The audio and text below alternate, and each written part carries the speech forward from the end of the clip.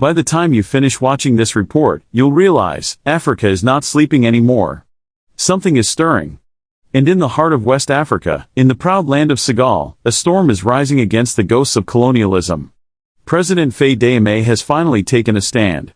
And it could change everything.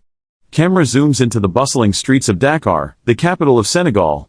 The sun reflects off street signs, names written in French, monuments honoring colonial generals, a reminder of a time when Senegal was not its own.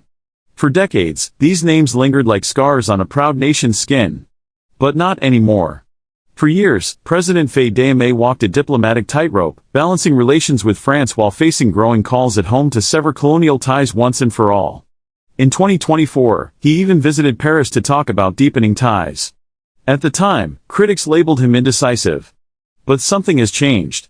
In a series of jaw-dropping moves, President Faye has now signaled that Senegal is done with the past.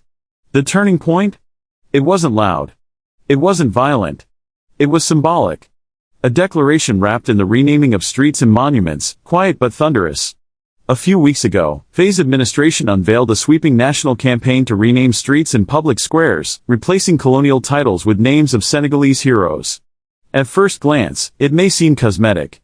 But beneath this decision lies a deep and painful history. For over a century, Senegal and many other African countries were exploited by European powers.